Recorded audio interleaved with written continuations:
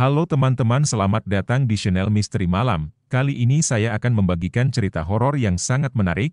Sebelum mulai ke cerita, pastikan kalian di tempat yang terang cahaya, karena kita tidak tahu ada apa di kegelapan guys. Mari kita ke cerita tanpa lama-lama guys. Assalamualaikum, hai sobat, saya akan meneruskan ceritanya yang kemarin belum selesai. Jangan lupa like and subscribe. Terima kasih. Langsung aja ke cerita. Malam itu, Joko tiba lebih awal dari biasanya. Ia memutuskan untuk bersiap-siap di toilet karyawan di lantai dasar, yang dulunya merupakan toilet umum rumah sakit. Pukul 19.45, Joko masuk ke toilet yang sepi dan remang-remang. Lampu neon di atasnya berkedip-kedip, menciptakan bayangan yang bergerak-gerak di dinding. Ia berjalan ke wastafel untuk mencuci muka dan mulai mengenakan make up. Dokter gila-nya, saat sedang fokus merias wajah, Joko mendengar suara keran air menyala dari salah satu bilik toilet. Ia menoleh, tapi tidak melihat ada orang lain.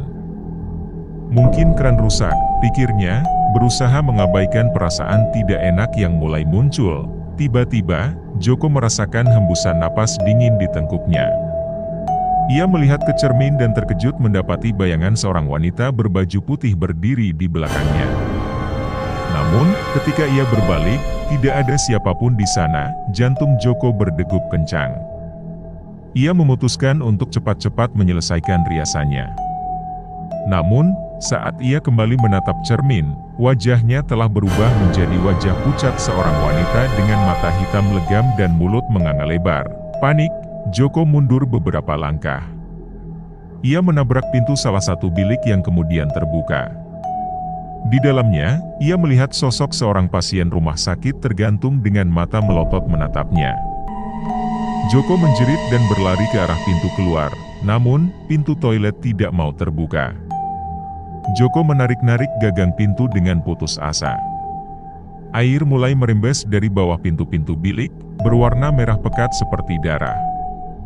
Level air naik dengan cepat, sudah mencapai mata kaki Joko. Suara-suara rintihan dan tangisan mulai terdengar dari dalam bilik-bilik toilet. Joko melihat tangan-tangan pucat menjulur keluar dari bawah pintu bilik, seolah-olah hendak meraihnya. Cermin di atas wastafel retak, membentuk pola wajah yang menjerit. Lampu berkedip semakin cepat, sesekali membuat ruangan gelap total untuk sepersekian detik. Setiap kali lampu menyala, sosok-sosok mengerikan semakin dekat dengan Joko. Tiba-tiba, pintu toilet terbuka. Joko jatuh terduduk di lantai koridor yang kering. Ia menoleh ke belakang, toilet tampak normal dan kosong. Tidak ada tanda-tanda kejadian mengerikan yang baru saja ia alami. Rina, yang kebetulan lewat, menemukan Joko dalam keadaan pucat dan gemetar di depan toilet. Joko tidak bisa berkata-kata, hanya memeluk lututnya sambil terisak. Sejak kejadian itu, ia selalu meminta salah satu rekannya untuk menemani ke toilet. Malam itu, tepat pukul 20, wahana dibuka seperti biasa. Namun, ada yang janggal. Tidak ada antrean panjang seperti biasanya, hanya 5 orang yang berdiri di depan loket. Joko, yang bertugas menyambut pengunjung, merasakan aura yang berbeda. Kelima pengunjung itu berdiri diam, tidak berbicara satu sama lain. Mereka mengenakan pakaian yang tampak kuno, seperti mode tahun 1950-an. Saat Joko menyapa mereka, tidak ada yang menjawab. Mereka hanya menatap lurus ke depan dengan mata kosong.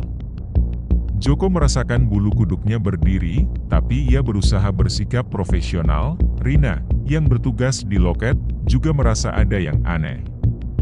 Saat ia meminta tiket, kelima pengunjung itu serentak mengulurkan tangan kanan mereka.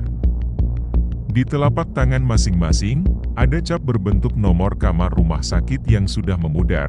Dani, yang bertugas memandu di awal wahana, terkejut saat kelima pengunjung itu masuk. Ia bisa melihat tembus pandang melalui tubuh mereka. Dani mengucek matanya, berpikir mungkin itu hanya efek pencahayaan. Sepanjang perjalanan di dalam wahana, kelima pengunjung itu tidak menunjukkan reaksi apapun terhadap kejutan-kejutan yang disiapkan. Mereka berjalan beriringan dalam diam, seolah mengenal tempat itu dengan baik. Aldi, yang berperan sebagai pasien gila di salah satu ruangan, merasakan dingin yang menusuk saat kelima pengunjung itu melewatinya. Ia melihat salah satu dari mereka menoleh dan tersenyum padanya. Memperlihatkan gigi yang hitam dan busuk, di ruang operasi, tempat Joko beraksi sebagai dokter gila, kelima pengunjung itu tiba-tiba berhenti. Mereka menatap Joko, lalu secara bersamaan menunjuk ke arah meja operasi. Joko merasakan pusing yang hebat dan hampir pingsan. Siska, yang mengawasi melalui kamera keamanan, melihat sesuatu yang membuatnya terperanjat. Di layar monitor, hanya terlihat 4 orang berjalan. Tapi saat ia melihat langsung ke koridor melalui jendela, ia bisa melihat 5 orang. Ketika kelima pengunjung itu mencapai pintu keluar, mereka berbalik menghadap ke dalam wahana. Secara serentak, mereka membungkuk, seolah memberi hormat. Lalu, dalam sekejap mata, mereka menghilang. Para karyawan berkumpul di lobi, wajah mereka pucat. Mereka saling bertukar cerita tentang pengalaman aneh mereka dengan kelima pengunjung tersebut. Keesokan harinya, saat memeriksa arsip lama rumah sakit, mereka menemukan foto 5 pasien yang meninggal dalam sebuah kebakaran besar di rumah sakit ini pada tahun 1955. Wajah-wajah di foto itu persis seperti kelima pengunjung misterius semalam. Sejak kejadian itu, tim karyawan menjadi lebih waspada terhadap pengunjung yang datang. Keesokan paginya, Rina yang bertugas di loket semalam, datang lebih awal untuk melakukan penghitungan dan penyetoran uang hasil penjualan tiket. Ia masih merasa gelisah setelah pengalaman aneh dengan 5 pengunjung misterius itu. Dengan tangan sedikit gemetar, Rina membuka laci kasir.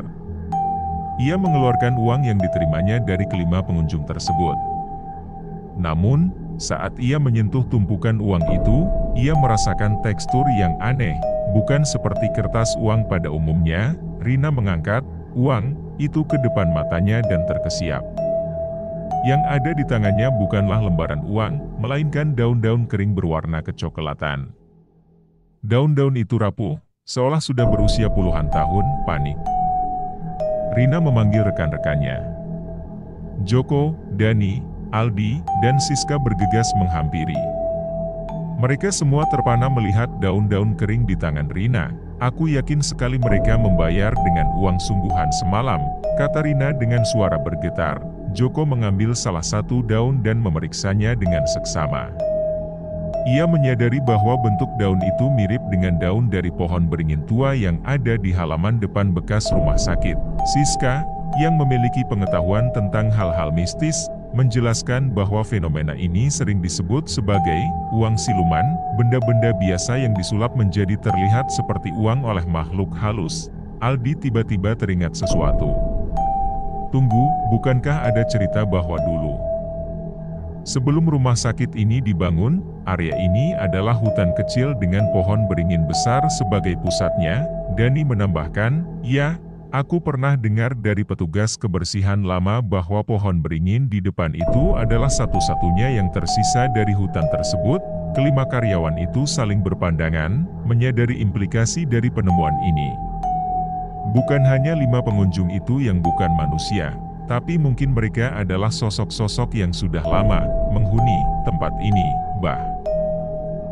Pada malam itu, sekitar pukul 23.30, aku sedang membereskan properti di lantai 2 wahana rumah hantu. Semuanya terasa lebih sunyi dan mencekam dari biasanya. Entah mengapa, bulu kuduku terus berdiri sejak tadi. Aku baru saja selesai menata boneka-boneka di area bangsal anak-anak, ketika mendengar suara aneh dari ujung koridor. Awalnya kupikir itu hanya tikus atau mungkin salah satu rekanku yang iseng. Tapi suara itu semakin jelas, seperti sesuatu yang terseret di lantai. Dengan ragu, aku mengarahkan senter ke arah suara itu. Apa yang kulihat membuatku membeku di tempat. Di ujung koridor yang remang-remang, aku melihat sosok seorang wanita berbaju putih, seperti seragam perawat zaman dulu. Tapi ada yang aneh, dia tidak berdiri, melainkan duduk di lantai. Jantungku berdegup kencang ketika sosok itu mulai bergerak ke arahku. Dia tidak berjalan, tapi ngesot, menyeret tubuhnya dengan tangan, sementara kakinya tampak lemas tak bergerak di belakang. Suara gesekan tubuhnya dengan lantai membuat bulu kuduku semakin berdiri. Aku ingin lari, tapi kakiku seperti terpaku ke lantai. Suster itu semakin mendekat, wajahnya tertutup rambut panjang yang kusut. Aku bisa mendengar suara nafasnya yang berat dan tidak beraturan. Ketika dia sudah sekitar 5 meter dariku, dia mengangkat wajahnya. Aku nyaris berteriak melihat matanya yang putih tanpa pupil dan mulutnya yang menganga lebar. Menampakkan gigi-gigi yang hitam, "Tolong, aku." Suara serak keluar dari mulutnya, entah mendapat keberanian dari mana, aku akhirnya bisa menggerakkan kakiku. Aku berbalik dan berlari sekencang-kencangnya, tak berani menoleh ke belakang. Aku terus berlari hingga mencapai lobi, di mana aku bertemu Rina yang sedang bersiap pulang. Rina kaget melihatku yang pucat pasi dan nafas terengah-engah. Aku menceritakan apa yang baru saja kualami. Awalnya Rina tidak percaya, tapi melihat kondisiku. Kabar wahana yang sangat angker, pengunjung mulai tidak berani untuk bersenang-senang di sana. Hari-hari berlalu sejak kejadian mengerikan dengan suster ngesot itu. Entah mengapa, pengunjung wahana, Asylum The Haunted Hospital, mulai berkurang drastis.